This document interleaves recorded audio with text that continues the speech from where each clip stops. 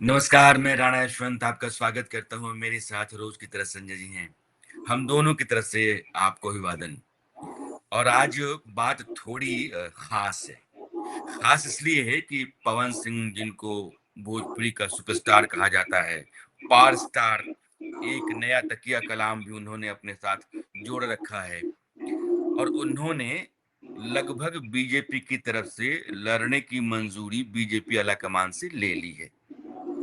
अब वो पवन सिंह जो उपेंद्र कुशवाहा के काराकाट में हार का कारण थे, वो पवन सिंह जो हारने के बाद लोकसभा चुनाव खुल करके उपेंद्र कुशवाहा उनके बारे में अपनी नाराजगी जता चुके हैं, उसी पवन सिंह को उसी उपेंद्र कुशवाहा ने माफी दे दी, मेल जोल हो गया, गिले शिकवे दूर कर लिए गए।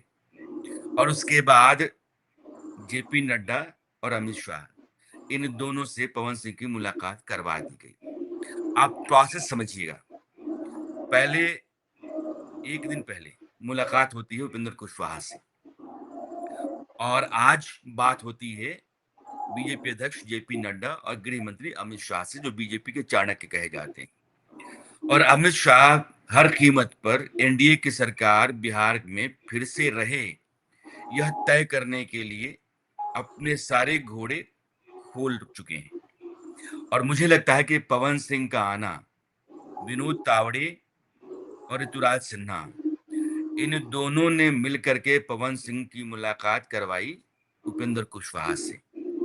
यानी कि पवन सिंह बीजेपी में आए या बीजेपी की तरफ से पवन सिंह को लाने का संकेत या जिम्मा जिन दो लोगों को दिया गया, ये दो लोग हैं, विनोद तावड़े और ऋतुराज सिन्हा, जो सेक्रेटरी हैं, नेशनल सेक्रेटरी हैं, और विनोद तावड़े प्रभारी हैं।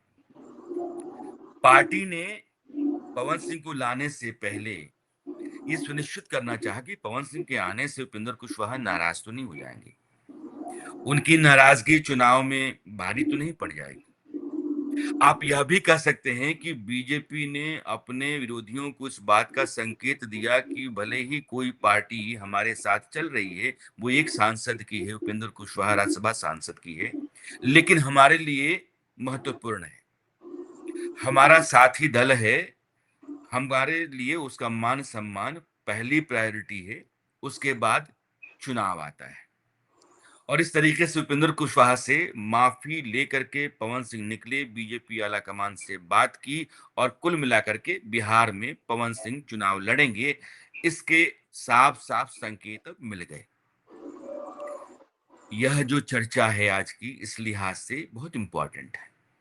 यह सिर्फ एक आदमी के एक पार्टी में आने भर की बात नहीं है, बल्कि एक आदमी के जरिए एक पार्टी एक बहुत बड़े मोर्चे पर अपनी जीत सुनिश्चित करना चाहती है, उस रणनीति का हिस्सा है। कैसे है, संजय जी के साथ चर्चा में मैं इस बात को विस्तार से लाने की कोशिश करूंगा। संजय जी, पवन सिंह लोकसभा चुनाव में इनको टिकट बीजेपी ने दिया कि भैया जाकर के आसनसोल से लड़ जाइए, इन्होंने टिकट लौटा दिया कि आसनसोल से नहीं लड़ेंगे।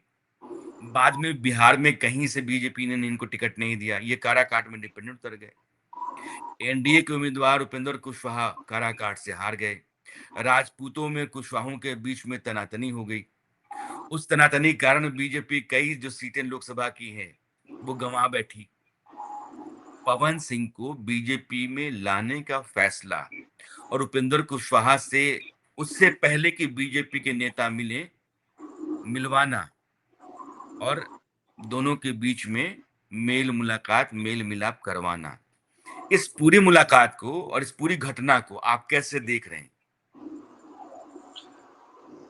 है क्या कि जो अभी लोकसभा के परिणाम आए, तो उस परिणाम में बीजेपी बड़ा ही कमजोर स्थिति में दिखी वो शाहाबाद के इलाके में।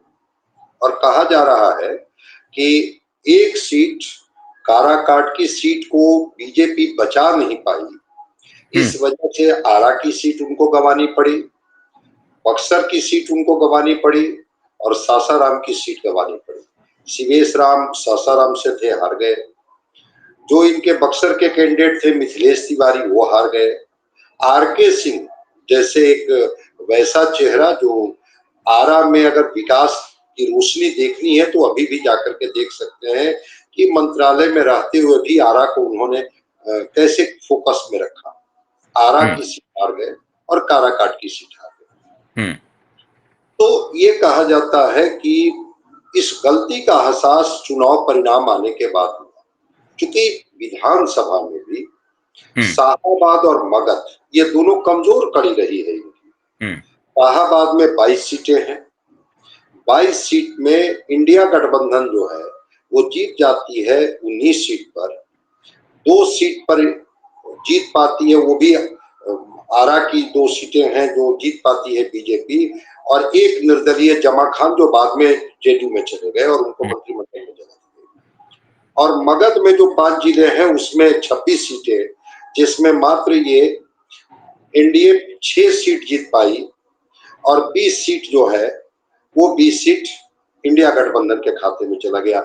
जेडीयू का तो खाता न शाहाबाद में खुला न मगध में खुला। जेडीयू में क्योंकि 3 जीताराम मांझी जीत गए थे मगध में और 3 सीट बीजेपी जीती थी, तो मगध और अगर शाहाबाद को मिला दिया जाए तो 48 विधानसभा की सीटें। अगर 243 में 48 सीटों का क्या महत्व है इसको समझा जा सकता है। लेकिन चुनाव के तुरंत बाद, लोकसभा चुनाव के तुरंत बाद इसको डैमेज कंट्रोल करने की कोशिश की गई। जब उपेंद्र कुशवाहा ने नाराजगी जताई कि ये तो बजाते लाया गया, इनको एक तरह से इनको प्रोजेक्ट किया गया पवन सिंह को, और बीजेपी इसमें कोई बीच बचाव नहीं की, बल्कि बीजेपी के कुछ लीडर भी जो हैं वो नहीं चाहते थे कि हम चुनाव जीते, इस वजह से बीजेपी को ये खामियाजा भुगतना पड़ा। डैमेज कंट्रोल के तौर पर उपेंद्र कुशवाहा को राज्यसभा भेजा गया और भगवान सिंह कुशवाहा को एमएलसी बनाया गया। मतलब दो कुशवाहा को जगह दी गई कि ताकि वो जो शाहाबाद के इलाका में जो कुशवाहा समाज के बीच में नाराजगी है उस नाराजगी को दूर किया जाए। और लालू प्रसाद और आरजेडी इस बात से बहुत खुश थी कि हमने कुशवाहा को साध लिया, और इसीलिए कहा गया लोकसभा में कि अब इनका समीकरण माई से माइक की तरफ पड़ गया, मुस्लिम यादव और कुशवाहा का समीकरण। और इसमें कुछ किया नहीं, कुछ सीटें इन्होंने बढ़ा दी थी, जैसे अभय कुशवाहा को औरंगाबाद से लड़ा दिया, नवादा से एक कुशवाहा को इन्होंने टिकट दे दिया, राजवल्लभ यादव के परिवार को नहीं दिया। तो ये मगध और शाहाबाद का पूरा कुशवाहा का समीकरण इन्होंने, जिसको कहते हैं सेट कि करना एक तरफ सेट कर दिया। अब उपेंद्र कुशवाहा का एक बयान आता है राज्यसभा चुनाव के बाद कि भाई नाव की हर छेद को हमें बंद करनी होगी, अगर उस सुराग को हम नहीं बंद करेंगे तो जो हाल लोकसभा में हुआ वही हाल विधानसभा में भी झेलनी पड़ेगी। और एक सच्चाई है, उपेंद्र कुशवाहा एक सीजन लीडर है, एक स्वीकारिता है कुशवाहा समाज में। पूरे बिहार में अगर कुशवाहा, सम्राट चौधरी डिप्टी सीएम है, लेकिन उपेंद्र कुशवाहा को कुशवाहा समाज अपना नेता मानता है, ये बात है। ये बात की जानकारी जैसे ही बीजेपी को लगी, जब आरा में सभा ये कर रहे थे, उस समय भी सासाराम में भी जब अमित शाह की सभा हुई थी, तो ये बात की पीड़ा उनको थी कि आखिर ये कुशवाहा वोट अगर बिदक जाएंगे तो एक बड़ी ताकत जो ओबीसी समाज में यादव के बाद जिसकी संख्या है उसको बिना साधे हुए हम शाहाबाद और मगध का समीकरण सही नहीं कर सकते। तब टास्क दिया गया ऋतुराज सिन्हा को, विनोद तावड़े को, कि भाई पवन सिंह से आप बात कीजिए, वो चाहते क्या। अगर वो बीजेपी में रह करके ही अपना भविष्य देखते हैं तो उपेंद्र कुशवाहा से तो कहना होगा कि हाँ मुझसे गलती हुई कि हम लड़ करके और आपको हरा दिए, और एक उस समाज में मैसेज चला जाए। तस्वीरें जो सामने आई है वो तस्वीर ये बताने के लिए आई है कि कुशवाहा समाज की नाराजगी को दूर की जाए, कि इंटेंशनली आपको हराने की कोई मेरा मकसद नहीं था, मेरी कोई इच्छा नहीं थी। ठीक है, आसनसोल में, अब आसनसोल की घटना क्या है वो हम लोगों को पता है कि किस तरह से एक बंगाली गाने पर ये घिरे थे पवन सिंह, और उन्होंने कहा कि नहीं नहीं नहीं वो तो वहां पर एक विरोध हो जाएगा, हम वहां से जीत भी नहीं पाएंगे।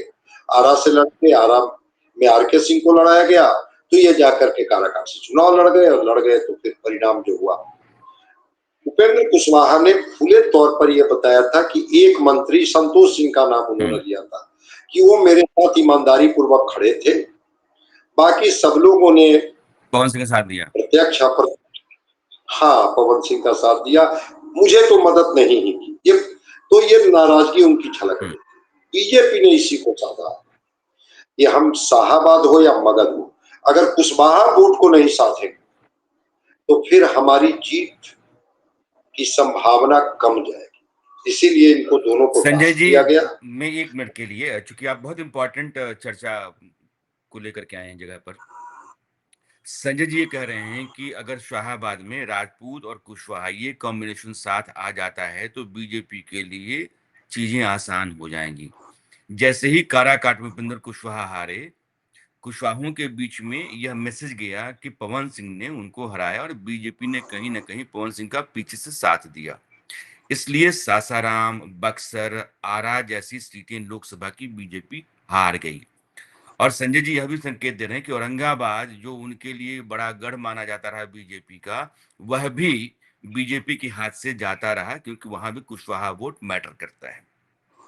और जब ये नतीजा देख लिया आरजेडी ने, तो उसने कुशवाहा वोट को अपने साथ साधने के लिए एक नया समीकरण तैयार किया, माइक, यानी कि मुस्लिम यादव कुशवाहा। राजनीति में इस माइक के समीकरण को काटने के लिए और फिर से अपने हक में जो सोशल इंजीनियरिंग है उसको तैयार करने के लिए पवन सिंह के जरिए उपेंद्र कुशवाहा को मनाने और कुशवाहा राजपूत वोट को लामबंद करके बीजेपी के साथ जोड़ने की कोशिश का नाम है Pawan Singh chapter of BJP. मोटे तौर पर संजय जी यही कह रहे हैं। मुझे आप ये बताइए कि विधानसभा चुनाव, आपने कहा कि 26 सीटें मगध की और 22 सीटें शाहाबाद की, 28 सीटों में बीजेपी एनडीए के पाले में सिर्फ 8 सीटें आई, और ये मेजर लॉस, मतलब आप 48 में 8 करते हैं, अगर 48 में 24 कर लेते हैं तो पिछली बार जो सीटें आपने हासिल की थी उससे आगे जाने या फिर दूसरे इलाकों में आपको सीटों का नुकसान होता है तो उसकी भरपाई करने की सूरत बन जाती है। क्या पवन सिंह बीजेपी के लिए मगध और शाहाबाद में इतना बड़ा औजार साबित हो सकते हैं? अब बिल्कुल हो सकते हैं, इसलिए औजार हो सकते हैं कि पवन सिंह का एक अपना है, वो ये जो वैसे युवा है, उन युवाओं के बीच में पवन सिंह का एक अपना क्रेज है। और पवन सिंह जब कहेंगे, जाकर के लोगों के साथ कनेक्ट होंगे और वो बताएंगे कि कैसे एनडीए मगध और शाहाबाद में मजबूत होगी, या शाहाबाद और मगध कैसे फिर से हम उसको बचाएंगे। न केवल औरंगाबाद, पाटलिपुत्र की सीट हार गई थी वही काराकाट की वजह से। मीसा भारती जो पाटलिपुत्रा से जीती है, उसमें भी तो वही इलाका है जो इलाका से मिलता जुलता है। तो जहानाबाद की सीट ये हार गए थे, जहानाबाद लोकसभा भी हार गए, तो कई लोकसभा की सीटें जो ये हारे हैं, तो पवन सिंह एक फैक्टर होंगे। एक और कुशवाहा नेता को फिर से बीजेपी ने जगह दी है, वो है नागमणि, शहीद जगदेव प्रसाद के बेटे। और वो नागमणि भी कई पार्टियों से घूमते हुए फिर वो बीजेपी में आए। ये सारे लोगों को संतुष्ट करने की कोशिश केवल और केवल इसलिए बीजेपी या एनडीए के द्वारा की जा रही है कि वह किसी भी कीमत पर कुशवाहा समाज को नाराज नहीं करना चाहते। देखिए, राजपूत समाज या अपर कास्ट जो कह लीजिए, ये एनडीए के साथ है, वो शाहाबाद में भी है, मगध में। लेकिन कुशवाहा की नाराजगी साफ साफ दिखी, विधानसभा में भी दिखी, लोकसभा में भी दिखी। और अगर यादव को ओबीसी से निकाल दिया जाए तो जो लवकुश कहते हैं कुशवाहा कुर्मी के समाज या और जो जातियां हैं, वो कहीं ना कहीं से एनडीए के साथ खड़ी रहती। जो हम लोग कहते हैं कि लालू प्रसाद का एमवाई का कुछ फायदा भी होता है, एमवाई का उनको घाटा भी होता है। घाटा ये होता है कि जैसे ही एमवाई का समीकरण दिखता है, बाकी जो ओबीसी जातियां हैं वो गोलबंद हो जाती है। लालू प्रसाद ने कुशवाहा कार्ड खेल करके और कुशवाहा को तोड़ा, और जैसे ही कुशवाहा को, चाहे वो विधानसभा में तोड़ा, लोकसभा में तोड़ा, कुशवाहा समाज जैसे ही बिदका, फिर वो खेल बिगड़ गया वहां का। और खेल बिगड़ गया तो जीतने और हारने का जो अंतर है वो तो मैं कई बार चर्चा कर चुका हूं कि अंतर कितना रहा है। अगर 11 से लेकर के और 50 सीटों की बात हम लोग कर लें तो उसका अंतर 1000 से 5000 का अंतर रहा है। अब मान लिया जाए कि कुशवाहा समाज बड़ा ही डिप्लोमेटिक तरीके से वोटिंग करता है, उनका बड़ा साइलेंट वोटिंग होता है, लेकिन अगर बिदक गए तो उनका एक मैसेज चला जाता है। इसीलिए वो भगवान सिंह कुशवाहा हो, उपेंद्र कुशवाहा हो, नागमणि हो या और भी कुशवाहा समाज के नेता हो, और पवन सिंह को मिलवा करके एक मैसेज दिलाने की कोशिश की गई कि देखिए हम लड़ गए आकर के, लेकिन ऐसी कोई मेरी मकसद या इच्छा नहीं थी कि हम आपको चुनाव हरा दें। हम खुद लड़े, अपने अस्तित्व बचाने के लिए लड़े, लेकिन वो तस्वीर कुशवाहा समाज की नाराजगी को दूर करने में हम समझते हैं कि मील का पत्थर साबित हुआ। और एनडीए की नजर वही है कि जो वोट हमें मिलते रहे, अभी मैं एक डेटा देख रहा था कि किस समाज का कितना वोट मिला है, तो शाहाबाद और मगध में 55 से 56% वोट राजपूत समाज का एनडीए को मिला है। जो भी उनका वोटिंग परसेंटेज था 80% या कुछ था, उसमें 55% उन्होंने वोट एनडीए को दिया। तो वो समाज का वोट तो मिल ही रहा था, लेकिन कुशवाहा और राजपूत समाज का जो बाइफर्केशन दिखा, जबकि उनका सासाराम में, बक्सर में, आरा में, ये काराकाट में उनका एक डोमिनेशन है, बल्कि औरंगाबाद जिला की कुछ विधानसभा की सीटें भी चली जाती है काराकाट। अब वो औरंगाबाद जिला में है, लेकिन विधानसभा की सीट लोकसभा वो चला जाता है, काराकाट में आ जाता है। तो बहुत सारी ऐसी चीजें थी जिसकी वजह से मैसेजिंग गलत गया। इस बार एनडीए इस तरह की गलती नहीं दोहराना चाहती और सम्राट चौधरी, उपेंद्र कुशवाहा, भगवान सिंह कुशवाहा, नागमणि कुशवाहा, जितने भी कुशवाहा के बड़े नेता हैं, उनको हर तरह से समझा के, मना करके उस इलाके के खेल को एनडीए समझ गई है कि कुशवाहा की नाराजगी मतलब हमें ये सीट लूज करना होगा। दूसरी चीज क्या होता है कि जो आपस में लड़ाइयां होती हैं, मान लिया कि पवन सिंह अभी तेवर में रहते कि ठीक है फिर हम लड़ लेंगे, और अगर मान लिया जाए कि उनके समाज का 10% वोट ही इधर उधर हो जाएगा, फिर कुशवाहा समाज बिदक जाएगी, उसका वोट इधर उधर 30% हो जाएगा, फिर तो वही जो 2020 का जो चुनाव का जो स्थिति रही, उसी स्थिति में अमित शाह और जेपी नड्डा ने इस खेल को समझा कि जो हमारे वोटर रहे हैं, उन वोटर के नेता के बीच में जब कॉन्फ्लिक्ट दिखता है तो नीचे तक मैसेज परकोलेट होकर के चला जाता है, और उसका खामियाजा हम लोगों को भुगतना पड़ता है कि वो वोट कहीं और शिफ्ट कर जाता है। ऐसा नहीं था कि औरंगाबाद में ये पहली बार अभय सिंह कुशवाहा का प्रयोग लालू प्रसाद ने किया, पिछली बार लोकसभा में भी उपेंद्र प्रसाद वो कुशवाहा जाति के ही थे, उनको टिकट दिया गया, क्यों नहीं हरा पाए। इस बार अभय सिंह कुशवाहा क्यों हरा दिया, जो कल तक जेडीयू में थे, लालू प्रसाद की पार्टी में आए और उनको टिकट दे दिया गया और हार गए। इसलिए हार गए कि कुशवाहा समाज ने एनडीए को वोट नहीं किया वहां औरंगाबाद। तो ये साफ साफ दिखा कि काराकाट की सीटें ने आरा को प्रभावित कर दिया, औरंगाबाद को प्रभावित कर दिया, बक्सर को प्रभावित कर दिया, सासाराम को प्रभावित कर दिया, पाटलिपुत्रा को प्रभावित कर दिया, जहानाबाद को प्रभावित कर दिया। और ये जो जिला है, ठीक है, अब बट करके थोड़ा बड़ा हो गया है, लेकिन करीब करीब इन जिला का मिजाज एक ही तरह का है। अब तो सोन नदी पर पुल बन जाने के बाद तो मगध और शाहाबाद में कोई अब अंतर ही नहीं रह गया है। लोग पार करते हैं और मगध में आ जाते हैं, अब मगध के लोग पार करते हैं 5 मिनट में वो चले जाते हैं शाहाबाद। तो वो जो कुशवाहा समाज जो बड़ा ही पॉलिटिकल, डिप्लोमेटिक, साइलेंट वोटिंग करता है उनको, और पवन सिंह जैसे, ठीक है वो स्टार हैं, उनका एक प्रभाव है, लेकिन पवन सिंह खेल तो बिगाड़ ही दिए ना, बिगाड़ दिए। मैं संजय जी यह भी सुन रहा हूँ कि आरके सिंह बहुत कोशिश में है कि पवन सिंह को टिकट दे दिया जाए और पवन सिंह चुनाव इस बार विधानसभा का लड़ जाएं।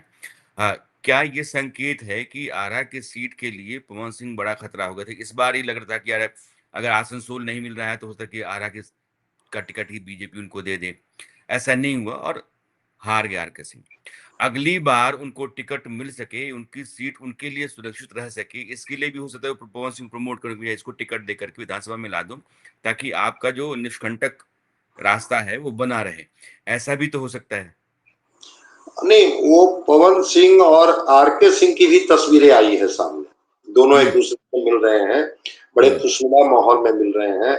लेकिन हाँ, वो चाहते हैं कि पवन सिंह जो एक बागी बन करके घूम रहे हैं, जिसका घाटा बीजेपी को हो रहा है, उसको चाहते हैं कि पवन सिंह को बगावत से निकाला जाए और बीजेपी उनको चुनाव लड़ाए। और दूसरी बात कि हाँ, उनकी महत्वाकांक्षा में वो आरा की सीट है। वो चाहते हैं कि जब उनको विधानसभा में एकोमोडेट कर लिया जाएगा, हो सकता है कि कल इनको मंत्रिमंडल में जगह कहीं कोई मिल गई, तो फिर ये आरा लोकसभा की सीट को लेकर के बहुत इकवट नहीं करेंगे। और मुझे तो लगता है कि शायद आरके सिंह को भी ये कहा गया है कि जब आप शाहाबाद को आप ठीक कीजिए, हम आपका ख्याल रखेंगे। अभी कुछ राज्यसभा की सीटें खाली हो रही है, लोकसभा का इंतजार भी नहीं करनी होगी।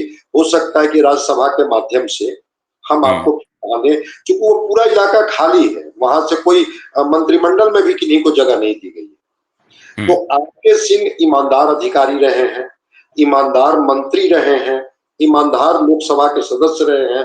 आरके सिंह के बारे में कहा जाता है कि ठीक है, वो बहुत मिलते जुलते लोगों से नहीं है, लेकिन उसका काम तो बोलता है। आरा में जो उन्होंने तस्वीर खींची है और आरा का जो काम हुआ है, वो तो हर गली मोहल्ले में इस बात की चर्चा होती है। ये भारतीय राजनीति की त्रासदी है कि जो आदमी काबिल है, ईमानदार है, बहुत लल्लो चप्पू नहीं करता है, लोगों से बहुत मिलता जुलता नहीं है, लेकिन अपने इलाके में उसका किया हुआ काम दिखता है, उसकी पूछ परख कहीं ज्यादा होनी चाहिए। लेकिन हमारे यहाँ यह मामला कहीं आकर के हाशिए पर चला जाता है। हम पवन सिंह की चर्चा करें और शाहाबाद से हम लोगों ने बातचीत से शुरू की कि किसी भी स्टार को या किसी भी ऐसे आदमी को जो बहुत लोकप्रिय है, पार्टियां देखती हैं कि इसका जनाधार है कि नहीं है। वोट बैंक में इसकी सेंधमारी हो सकती है कि नहीं हो सकती है, पवन सिंह की इस लिहाज से है। और शाहाबाद जिस इलाके से वो आते हैं, वो सबसे कमजोर कड़ी है एनडीए के लिए। ये ऐसा किला है जिसको एनडीए जीत नहीं पाता है, और लोकसभा विधानसभा चुनाव के नतीजे तो यही बताते हैं। उस किले की जो चाबी है वो पवन सिंह हो सकते हैं, लेकिन शाहाबाद और मगध की चर्चा हमने की है, पवन सिंह सिर्फ इस इलाके के नहीं है। अगर हम चर्चा यहीं तक महदूद कर देंगे तो शायद आप ये समझें कि बिहार की पूरी समझ या पवन सिंह की जो लोकप्रियता है उसका सही अंदाजा हमें नहीं है। हमें है, बखूबी है और बहुत अच्छे से है। चर्चा हमने उस इलाके से शुरू की क्योंकि वहां की राजनीति एनडीए के लिए बहुत इंपॉर्टेंट है, चुनाव नतीजे वहां के लिए बहुत जरूरी हैं। लेकिन बिहार, संजय जी, चूंकि पवन सिंह को हम दोनों ठीक से जानते हैं और बिहार में क्या तूती बोलती है, क्या रुतबा रुआब है, यह भी हमें मालूम है। बिहार के बाकी हिस्सों में कहां-कहां पवन सिंह बीजेपी के लिए, एनडीए के लिए बहुत ही कारगर साबित हो सकते हैं। देखिए, वो पवन सिंह की तो जो स्वीकारिता है, एक्सेप्टेंस है, वो पूरे बिहार में है। वो चाहे वो चंपारण का इलाका हो, चाहे वो मुजफ्फरपुर का इलाका हो, चाहे वो सीमांचल का इलाका हो, चाहे वो जो कोसी का इलाका है जिसमें सहरसा, सुपौल, मधेपुरा का इलाका हो, पवन सिंह की हर जगह उपयोगिता है। और पवन सिंह की इसलिए उपयोगिता है कि चूंकि उनके जो अपने प्रभाव है, खास करके एक युवा पीढ़ी पर, तो 58% युवाओं की बात तो हम लोग लगातार करते हैं ना। जैसे ही पवन सिंह एक स्टार प्रचारक के तौर पर निकलेंगे, उनके लिए एक अपनी सीट निकालना कोई बहुत बड़ी समस्या नहीं है, वो सीट निकल। लेकिन जब पूरे बिहार में जब वो कैंपेन पर निकलेंगे, एक स्टार प्रचारक की सूची में पवन सिंह होंगे, तो भीड़ पवन सिंह को देखने और सुनने आएगी। और इसका प्रयोग बीजेपी खूब करते रही, उत्तर प्रदेश में तो खूब करते रही है। ये मनोज तिवारी, इनको तो दिल्ली का प्रदेश अध्यक्ष तक बना दिया गया था भारतीय जनता पार्टी का। तिवारी की पृष्ठभूमि वही कैमूर के इलाके के हैं, वो जहां ये पवन सिंह का शाहाबाद की हम लोग चर्चा करते हैं। तो मैं मानता हूं कि पवन सिंह को पूरा उपयोग बीजेपी करेगी अपने तरीके, इसीलिए ऋतुराज सिन्हा और विनोद तावड़े को पवन सिंह में लगाया गया कि भाई ये हमारे लिए युवाओं को प्रभावित करने के लिए सबसे बेस्ट स्टार प्रचारक साबित होंगे।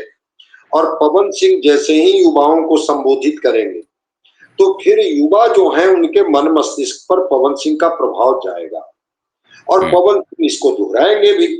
यहाँ पार्टी तो हमें फिर से एक बार इतना मान सम्मान दिया है कि अगर आपकी ताकत मिल जाए तो फिर हम बिहार में बदलाव के वाहक हो सकते हैं, फिर एक अलग तस्वीर हम बिहार में पेश कर सकते हैं।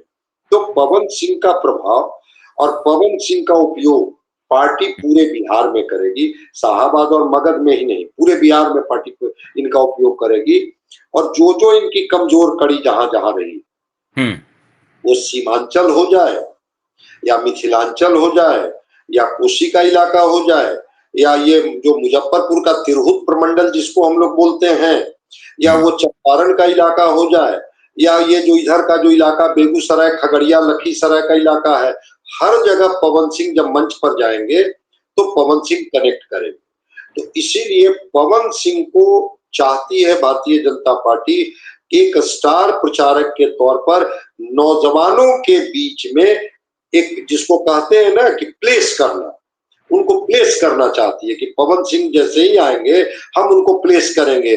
और जब युवाओं के बीच में जब उनके अपने अंदाज में, भोजपुरी अंदाज में संबोधन होंगे, अब वो छपरा, सिवान, गोपालगंज के इलाके में जाकर के जब वो भोजपुरी में लोगों के साथ बात करेंगे, तो पूर्वी चंपारण, पश्चिमी चंपारण में जाकर के बात करेंगे, तो वो बेतिया, मोतिहारी का इलाका तो सीधे सीधे कनेक्ट हो ही जाएगा ना, जो इनकी कमजोर कड़ी रही है, जो इनकी कमजोर कड़ी रही है।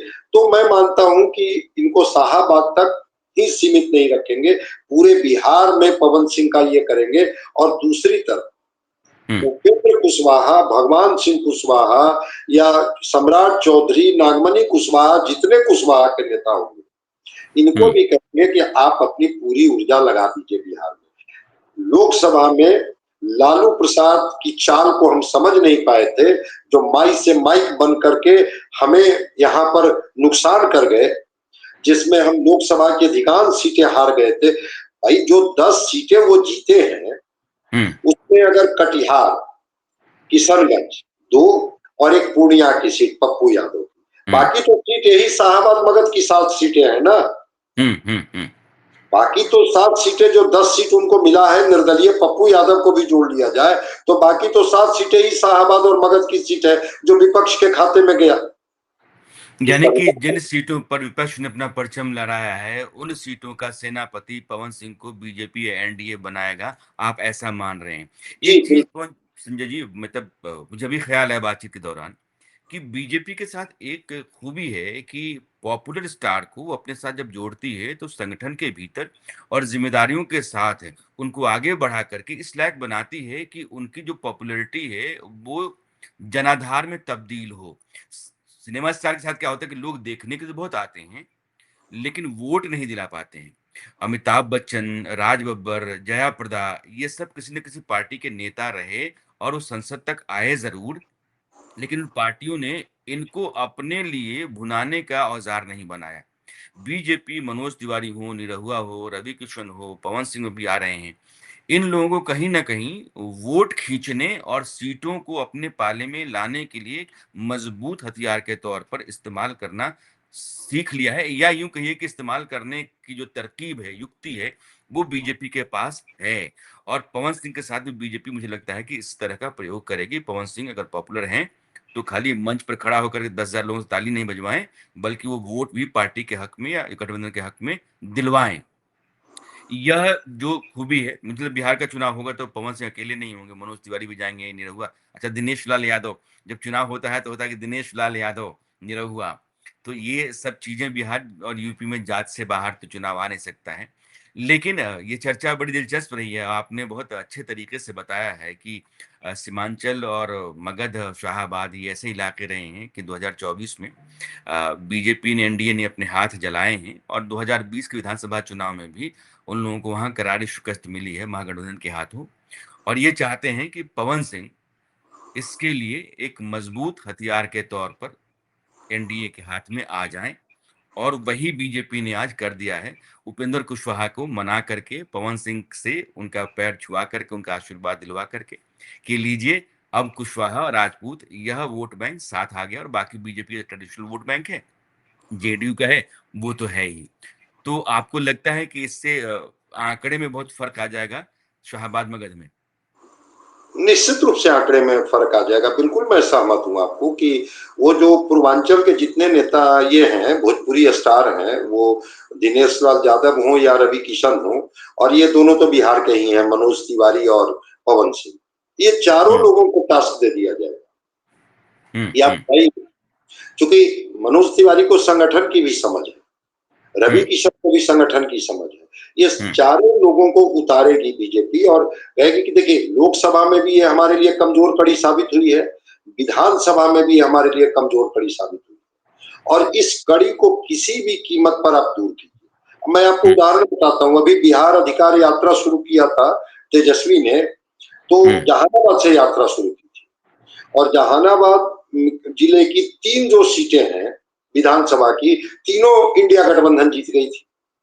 हम्म, अब जब इन लोगों को स्टार प्रचारकों को उतारेगी बीजेपी, तो टास्क देगी कि हम्म, ये सीट अब हम लोगों के खाते में कैसे आए। हम्म, तो ये जब स्टार प्रचारक उतरेंगे तो ये फिर जो युवा पीढ़ी है, बिल्कुल मैं सहमत हूं आपसे कि बीजेपी न केवल वो की भीड़, ये क्राउड कूलर बन के रह जाए, बल्कि वो सीट पर ये कैसे वर्कआउट कर करके परिणाम में उसको कन्वर्ट करेंगे।